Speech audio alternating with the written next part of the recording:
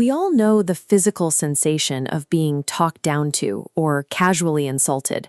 You feel a sudden flush of heat in your face, your chest tightens up, and your pulse starts to race. Almost instantly, a powerful urge takes over. You want to snap back, defend your ego, or start drafting a blistering, multi-paragraph email to put them in their place. Giving in to that anger is a trap.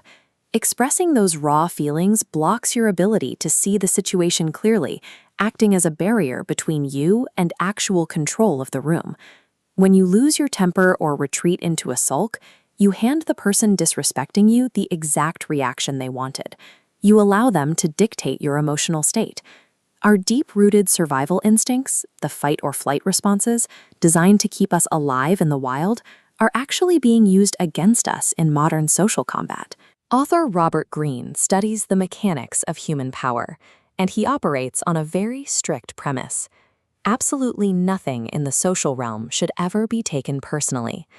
Greene highlights a tactic called the subtle superiority strategy. Behavior like chronic lateness or a condescending tone signals a calculated effort to establish social dominance. Disrespect is what military strategists call an exterior maneuver. It is a disguised attack formulated to bypass your logic, strike directly at your insecurities, and force you into an unforced emotional error. To win this psychological game, you have to recognize the hidden dynamic at play and completely refuse to participate on their terms. The first mechanical step to neutralizing a social attack is deliberately increasing your reaction time. This chart shows the biological reality of conflict. You can see how emotional reactions spike instantly the moment you are challenged, while rational thought follows a slow, delayed rising curve. You need to force a delay so your reasoning can catch up. This might mean physically walking out of the room, sleeping on that angry email draft for 24 hours, or simply staring back in dead silence. Creating chronological distance cools down your internal emotional temperature. More importantly, it starves the aggressor of the immediate friction they rely on to feel powerful.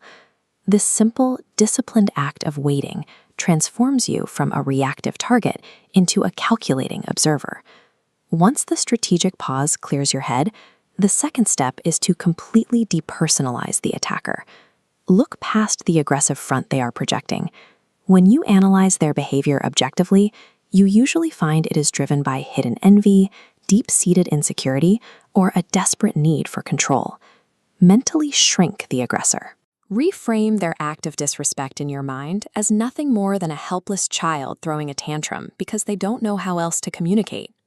Understanding the pathetic, fragile root of their attack strips away its ability to inflict any actual emotional pain on you. With your internal defenses locked down, you can transition to outward execution. Master strategists rely on 3 specific frameworks to shift the power dynamic back in your favor. The first tactic is withdrawal. You project a polite, ambiguous blankness that denies them any visible reaction. By offering zero validation, you subtly force them to start chasing you for a response.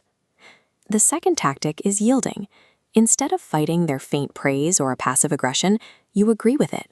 This psychological jujitsu move has the defender yield to the incoming force, neutralizing the attack because there is no resistance left to push against. The third tactic is the teacher's mirror, reflecting their bad behavior to silently induce shame.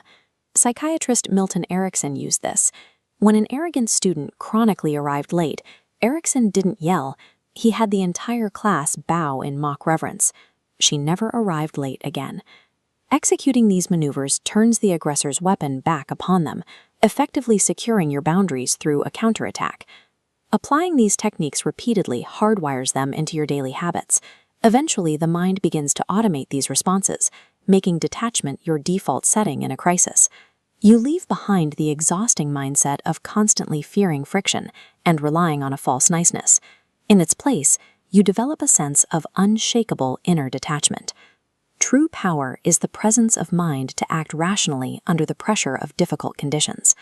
The next time someone disrespects you, don't get mad, get distant.